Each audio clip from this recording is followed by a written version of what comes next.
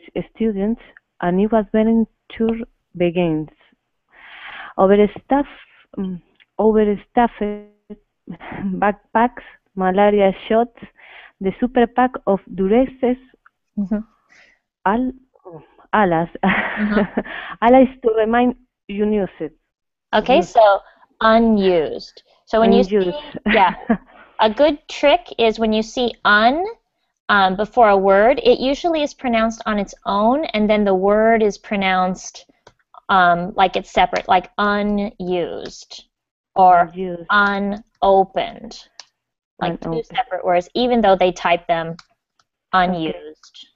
Okay, and for this one, overstuffed backpacks, you had it right the first time. It's overstuffed backpacks. Overstuffed. Good. All right. So what does this mean? Finals might be over for the year, but summer is peak study abroad season. So for many American college students, a new adventure begins. Overstuffed backpacks, malaria shots, the super pack of Durexes, alas to remain unused. What does it mean? Mm. Um, when the students final uh, they have their holidays Mm-hmm. or they travel to know the world in Mm-hmm. general. So they have final Something like exams. that. Yeah, final exams are over. Um, and it's time to study abroad or travel abroad. So the overstuffed backpack is a common image of the American tourist with the big backpacks. Uh-huh. Okay, okay. Yeah, I realize it now. Yeah. Hmm. And malaria shots.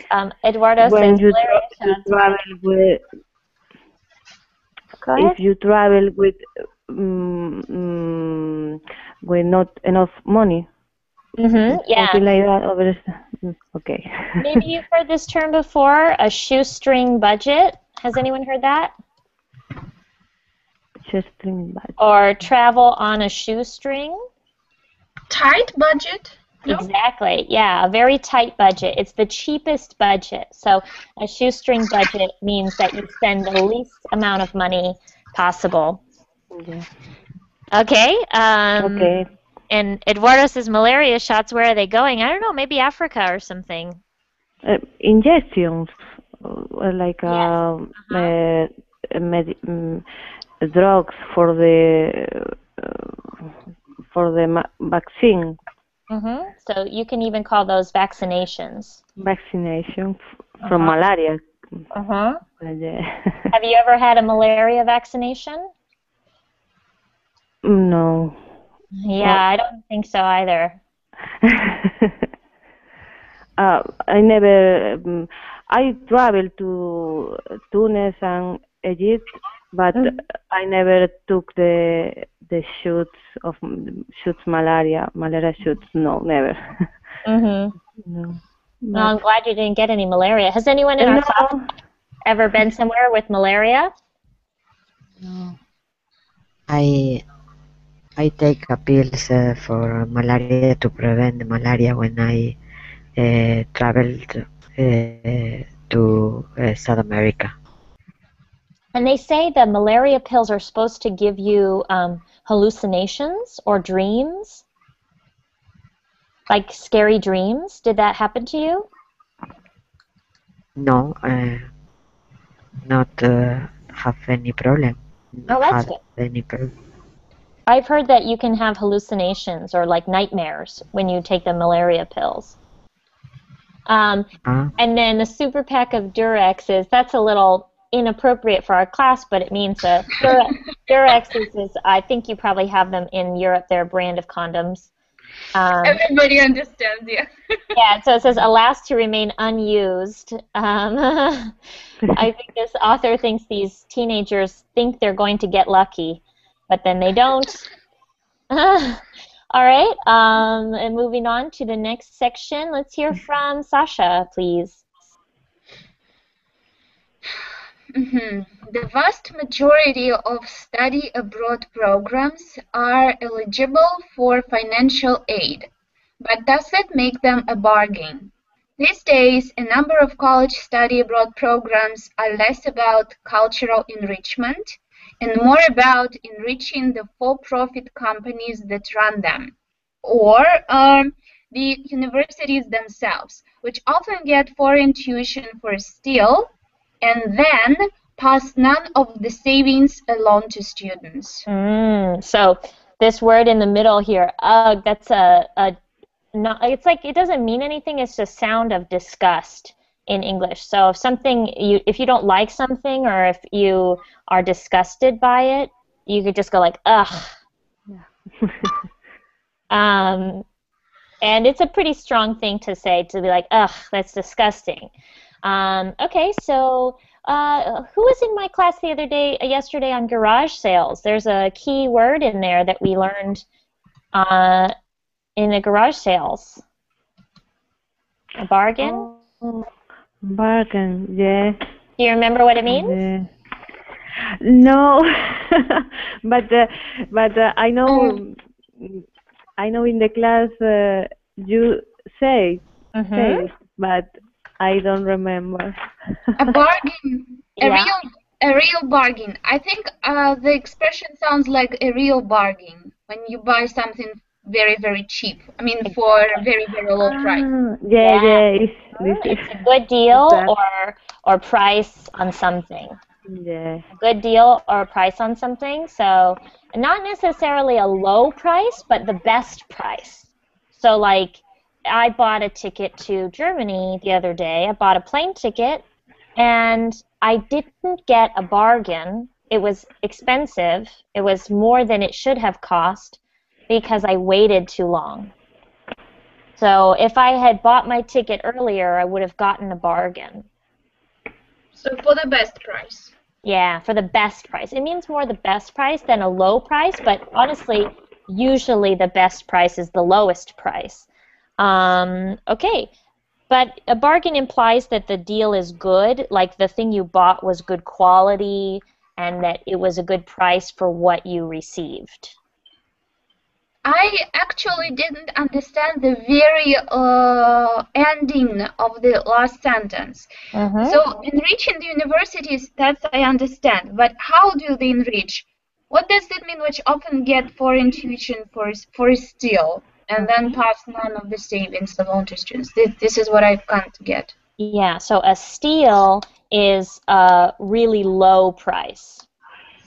The expression a steal, it means a really low price, and then so it means that the students are going into the university and it's costing very little money for the student to attend the university, but then they don't reduce the price for the foreign student to go in the program. So they pass none of the savings. They don't give the savings back to the students. So, for example, let's say I study abroad in Berlin, and the university there costs $1,000 per semester. Well, my university is charging me $10,000 to do their program every semester. So they're making like $9,000. They're not reducing the price because my university is inexpensive. Then what's the steps? Why can't you apply directly? Well, they do. Yeah, they do get into that. They get into that, and it's not a bad idea if you are sort of savvy. Do you know this word? This is a great word. I think I have talked about this in my classes before. So savvy, if anyone in the class doesn't know, it means kind of smart, but in a street smart kind of way, like smart with common sense. So, like tech savvy. Yeah, exactly. Tech savvy. I think that's how it came up in my other class before. Tech savvy means someone who knows how to use computers and they're very intuitive. They understand them really well. They're tech savvy, but you can just be savvy about anything. Okay, so is everyone clear on that section? Are any words unfamiliar?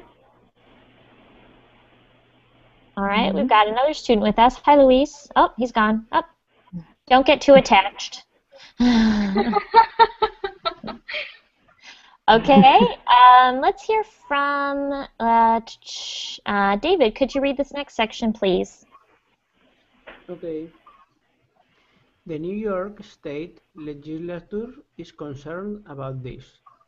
Both its chambers have sponsored bills, one by Republican Kenneth Laval, the other by Democrat Deborah Glick, that would require the state's university to disclose the actual costs of their study abroad programs, including any perquisites, that is free Percocets. stuff, offered to university employees in exchange for enrollment. The bill comes inside higher ed reports as a result of an investigation begun in 2027 We just say 2007. by Governor Andrew Cuomo, then Attorney General, in which he suspected universities were being unduly influenced by perks like free or subsidized overseas travel and commissions on student fees. Good. Okay, so that last sentence, being unduly influenced with the influence and then the d sound. You want to try that one again? Yes, influenced. Good. Good. You're doing great with those final d pronunciations. But what does that sentence mean? The universities were being unduly influenced by perks like free or subsidized overseas travel and commissions on student fees. That's a very business language sentence. Yes, I'm not completely sure in which respect the university are being unduly influenced by perks. I don't know what's perks. So perks are, that's a slang word that's short for this word you saw beforehand, perquisites up here. Bonuses, yeah? Yeah, Like, bonuses or kickbacks. I think we talked about kickbacks in another one of my classes. Yeah. So free stuff that you get are perks. And perks can be legal or illegal. It depends on the situation. So, for example, if you got a new job, there could be some perks. For example, your job provides a gym membership or you get a company car. Those are perks. But in this case, the perks are offered to university employees to get the enrollment up. So it's basically corruption. Perks, kickback. Yes. yeah, perks and corruption go hand in hand. It looks like they stolen money from the students with Yeah, I mean it's not as cut and dry. It's not as clear that they stole money, but the point is that the university, they promote certain programs that maybe are very expensive and not worth the money. And because those programs will give them, a plane ticket, this overseas travel, subsidized overseas travel, they'll buy like a plane ticket for them, or a commission is money that you earn, like a percentage of the money. So basically the employees, if you say, oh, you should sign up for this program in France, it's a great program, and then they pay $20,000 and you get $2,000 and a plane ticket to Paris. It's not really fair. So unduly, this word here means not fair. not fair. Okay. Or unfair, you could say. Unfair. Yeah. All right. This next section, who wants to read next? Maybe Natalia, you want to read that one? Okay. Sorry. Okay. As the number of students going abroad has more than tripled in the past 2 decades. Hundreds of unscrupulous vendors have popped up to meet students' demand for the broadening of horizons, and the lowering of the drinking age. The red flags of a foreign exchange flim-flam artist can be pretty easy to spot if you know what you are looking for. But many of those warning signs become obscured once a program has been given a university's official partnerships and good name. Okay, there's a lot of words in there that might not be. That was a good one. I'll read it over again just to go over pronunciation of some of those. Okay. As the number of students going abroad has more than tripled, so sometimes these words that end in LE, imagine that the E and L are flipped around, okay? Like this, tripled, if you want to pronounce them. Okay. It's like the word little, which I'm sure you've heard before. It's pronounced more like this. Like a little. Mm-hmm. Tripled. Tripled in the past 2 decades. Decades are 10 years. Hundreds of unscrupulous ventures have popped up to meet students' demand for the broadening of horizons and, the lowering of the drinking age. Right? So how about this phrase? Does anyone know what they mean by unscrupulous ventures? That's a tough one. Bad persons. Unscrupulous is...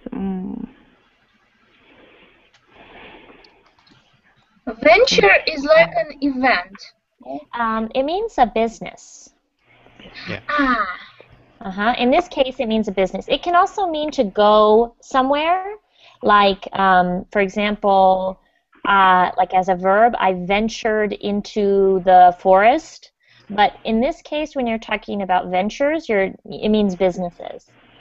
And unscrupulous?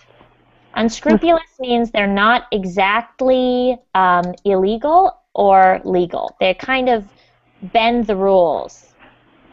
And they don't care about a good service. They just want the money. Exactly. They don't care about service. They just want the money. They're in it for all the wrong reasons. They're... Pure speculation. Sorry? Pure speculation. Yeah, pure speculation. They're just trying to get as much money as possible. So these unscrupulous ventures, they don't really care about the service they're providing. They're just greedy. They've popped up. So this is popped with it. This one's a little bit pop, like that, and then the t sound. So try it like this. Popped. Popped. Perfect. And popped up. So popped up means they have started. There's also a term called a pop-up restaurant. Has anyone heard of that before? This is a very popular thing in the United States. It's a restaurant that's only there for one night. So one night there'll be a pop-up restaurant and they'll use the kitchen of another restaurant, and it's like at nighttime. So you might see this on Sunday if the restaurant is closed. A different chef will come in and do a pop-up restaurant. It's pretty cool. My friend does a pop-up restaurant in Berlin. Every time you go, the chef is other person. It's more like normally there's a restaurant, but then sometimes when the restaurant is closed, a different group of people will come in and do like a different type of restaurant for one night. Okay. So for example, my friends who run a pop-up restaurant, they work in a place that serves breakfast, but at night they go there and they cook and they make like southern food from the United States. Okay. So they go there and they make fried chicken. Okay. Okay. Yeah, yeah. What does it mean, broadening of horizons? One.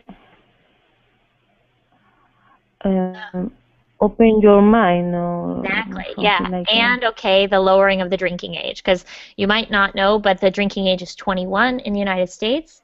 So when people study abroad, they like that they can go to a bar when they are 18.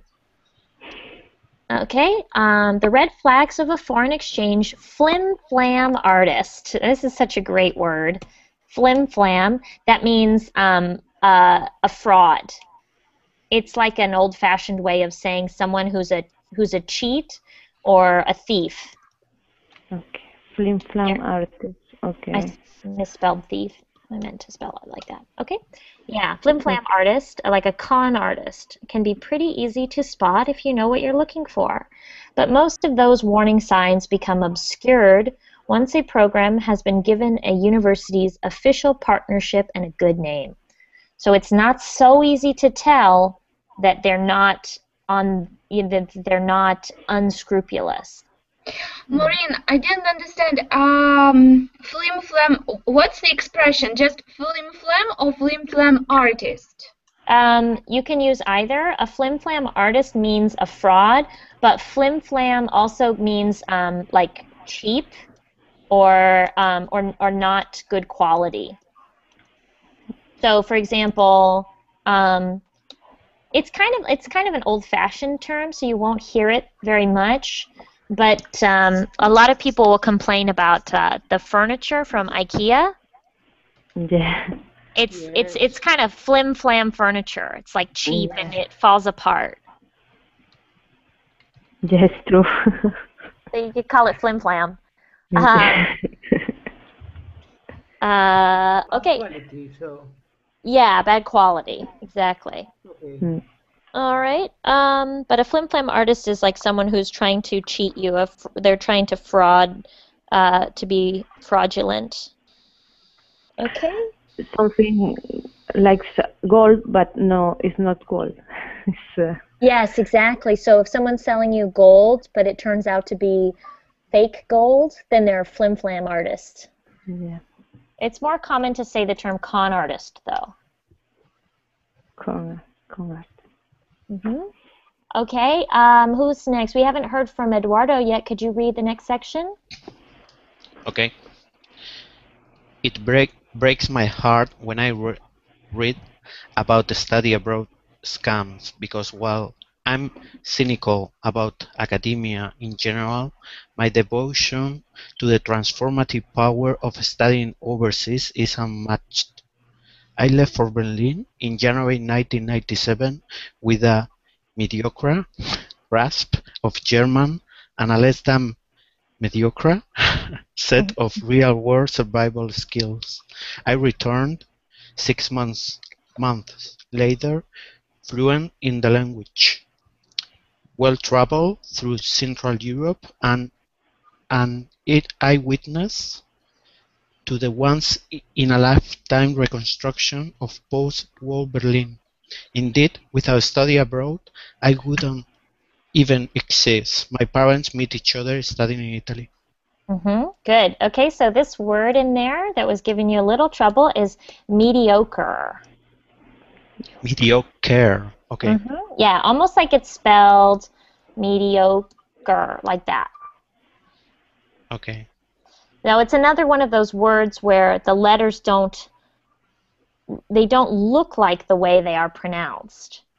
And in fact, there's a debate in the United States about whether or not we should standardize our spelling to better reflect the way that words are pronounced. But I don't think it's going to happen. That would be great. I know, it would be very helpful for my students who are learning how to spell words in English that are so challenging. But I just don't think it's going to happen. Yeah. Unless we change. Yeah, we'd have to change almost every word. Yeah. Maureen. Yes. How do you decide? How do you spell mediocre word? For example, in Spain, we have the Royal Academy of Spanish, which is a group of experts, decides how do you use a word, or a word is included in the official dictionary. So, do you have anything similar in the United States or in Great Britain? Yeah, actually, we usually refer to the Oxford English Dictionary, which is that they're the ones that when you add a word to the dictionary, it has to be added to the Oxford English Dictionary. But there's also the Oxford English Dictionary of American English, because they are very different in a lot of ways. So if you want to know how a word is spelled and used, the answer is the Oxford English Dictionary of American English. Okay. And if Yeah, I you think it's ask, the same. yeah, if you ask an English person, they'll tell you that American is not even the same language. But I don't agree. I think they are the same language, but they do seem very different sometimes. Yeah, I think it's the Yeah. same in Spanish language. Mm-hmm. The Royal Spanish Academy also rules uh, in Latin American Spanish. Yeah, For so example, they. if you search a word Mm-hmm. in the Royal Academy, Spanish Academy website, Mm-hmm. if it has several meanings Mm-hmm. depending on the country, Mm-hmm. they say, for example, in Spain means one thing. Right. In Chile means one other thing. Sometimes a So very different thing, yeah. yes, Yes. but the Royal Academy rules in all Spanish-speaking countries. Yeah, that would be the same for the well, at least in between the United States and England, it's the Oxford English Dictionary, and I'm guessing that Canada and Australia and New Zealand also go by the Oxford English Dictionary, or the OED for short. So yeah, Maureen, what that's, is sorry? unmatched? Unmatched. Oh, unmatched. It means exactly what it sounds like, that it doesn't have a match. There's nothing that is equal to it. Nothing is equal So to. my devotion is really big, or what? Yeah, so she says, my devotion to the transformative power of studying overseas is unmatched. There's no one who is as devoted to the Ah, transformative power of studying overseas. So she, even though she's cynical, meaning she doesn't really believe in the importance, she's a skeptic, for example. She's cynical about academia in general. She still feels that studying abroad is transformative. It can change who you are. And she believes that she thinks more than anyone else in the world, which is obviously an exaggeration, but she's saying nobody feels stronger than she does about how much studying abroad can change you. mm-hmm. Mm-hmm. So, unmatched is not something people would say in everyday speech. It's more that you would use that in writing. So, without comparison, yeah. It's more common to Okay. write that. So, but you know, it's also something that sounds very academic. So you can say, if you're in a job interview, you can say, my my dedication to this job is unmatched. Unmatched. Yeah, yeah. You know, if you wanna impress your boss, something like that. So, have any of you done any study abroad programs? No, I Mm, haven't. no, I haven't. No. No, No. I No. wish. Mm-hmm. Yeah, me too. I think almost everyone would like to do a study abroad program just once and just have the experience. I studied abroad in Spain, in San Sebastian, and it Oh, was incredible. I loved it. yes, very, very diversity. Yeah, and It's a it was it's during the a beautiful summertime. city. Yeah. I was there in June and July, which was the best time because the weather was really nice. Yes, It I convinced envy you. Yeah, it was much nicer weather than when I lived in Vigo. Really? It's Yeah. close to La Coruña. Yeah. Hmm. Do you know La Well, Coruña? Yeah, I do. I lived in Galicia for 1 year. Oh, I live in La Coruña. Oh, I didn't we talk about this? No, no, I haven't. We Oh, haven't talked about this. oh, okay. I'm Uh, completely in love of my town. Completely in love. yeah. Well, I didn't actually travel to La Coruña, but I liked other cities in Galicia more. Like I like Santiago de Compostela Yes. and mhm. Orense Oh. and um, pretty much everywhere except for Vigo. No offense, no offense. Well, Yeah. I the city for me the most beautiful is Santiago Compostela for me. Hmm. Uh, I don't uh, um, no offense to but yes, for me is the most beautiful. Yes. I think I But like. San Sebastian is very beautiful, Mhm. you know. So uh, mm, it's not a competition. No, I don't think there's too many beautiful places in Spain to even have a competition. I don't have a favorite city because I Yeah, like so in many. the world. Yeah. Yeah. All right. Who's going to read next? Should we go back to Sasha? Uh-huh. Many returning studiers abroad have tales to tell, unexpected new skill sets forged under comfort zone free duress. Even for the even for the what jingoistic jokers who spend the whole time speaking English with other Americans. Living in a different culture can be a transformative experience, one that makes their personal worlds a little bit bigger and them more whole as a result. All right. Yeah, that one is a little. This word jingoistic is a very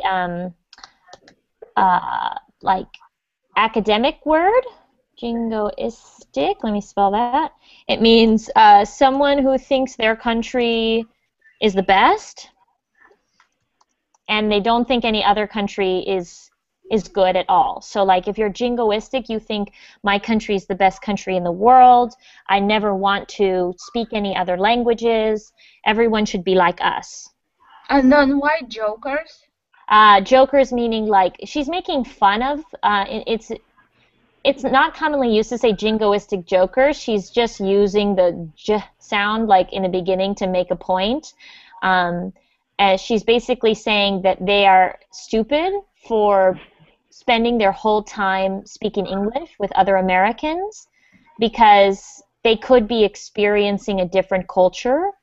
So she's saying like it's stupid to be jingoistic and only want to speak your native language with other people from your country when you could have this totally different experience. Mm. And is it a noun or an adjective?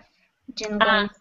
Jingoistic is an adjective, but you could be a jingoist also. A jingoist. But it's more common to describe someone using it as an adjective and say that they're jingoistic. For example, during the 1950s, the United States became jingoistic during the Cold War. So Mhm. many people thought that the United States was the best country in the world, and they didn't have any interest in interaction with other cultures and other people. And what is forged? Uh, to um, to develop, Develop. to Okay. forge is to develop, but it's even more specific. It's like to build, to develop a skill. For example, they said new skills were forged because it comes from the metal workers when there used to be blacksmiths who would make swords. And the skill of making a sword out of metal is called forging. But in any case, that's not important. It just means to develop or to build. Okay. So, whoops, build. So Yeah, you can build a friendship, or you can say you forged a new friendship. Okay. yeah. It's the same in Spanish. Is it? At the beginning, creating, yeah, whatever you are going to build or create, Mhm. forge is Mhm. like you do it since from the beginning. Oh, Yeah, what's the word? yeah, it's forjar, Oh, well, there you forge. go. Yeah, So all my Spanish-speaking students will know this word then. yeah. Yeah, cool. I learned a new word in Spanish today. Awesome. Okay, let's read the next section. Let's hear from Oh, Eduardo. Yeah? but I didn't get comfort zone free duress. Duress is what it is, a threat or what? Okay, so many returning studiers abroad have tales to tell, unexpected new skills sets forged under comfort zone free duress. So your comfort zone is obviously where you feel comfortable, and traveling outside of your comfort zone is puts you under duress. So to be under duress is like under stress or difficulty. Mm-hmm. And so it means that in this difficult time outside of their comfort zone, these students have learned new things. Mm-hmm. That's I picked this one because it is so challenging, but I thought for an advanced class it would be good to really push you guys outside of your comfort zone. But I hope Of this is course. Definitely. I hope this isn't Definitely. duress. I don't want it to be painful or difficult. Okay. No, no, no, that's good. Good. Okay, so let's read the next section, but I have to leave. I have to end our class like 5 minutes early today because I need to go to the doctor. But I would just say in the last 5 minutes of class, just you guys can keep talking maybe, and or just read the rest of the article on your own. But I apologize. I have to end a little early today. Okay. Okay. Okay. Don't So worry. thank you. I appreciate that. So let's see, Eduardo, can you read this section starting with thus?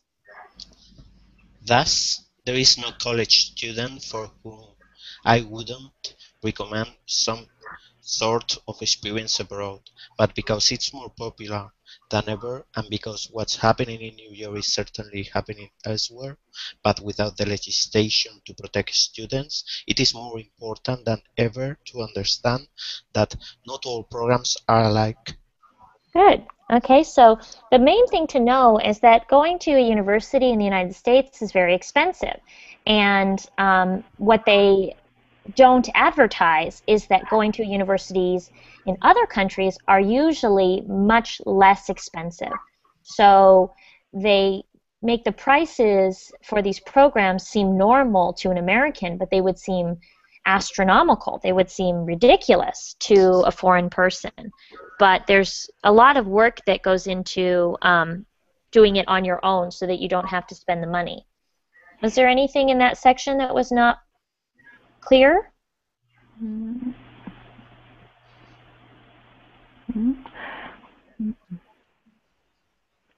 Okay, Okay. so I have to leave it there for today, but Okay. I wish we could have read more. It starts to get interesting when they talk about um, how you can avoid the extra expense.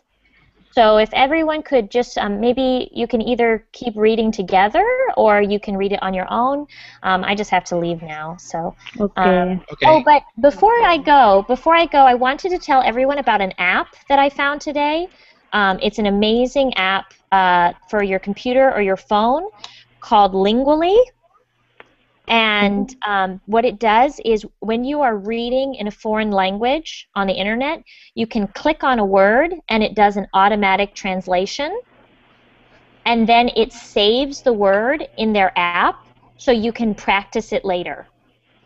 Oh, Okay. It's incredible. Interesting. I found it today. One of my students sent me a link, and it's just really incredible. You can practice the words that are unfamiliar to you. So if you want to use Lingually to finish this article, it will help you with the translation.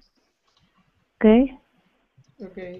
Okay, so I'm not sure if it's going to end this session if I close it, if I hang up. I think it might, but I hope I see you all in one of my other classes. And thanks for stopping by. Thank Okay. you.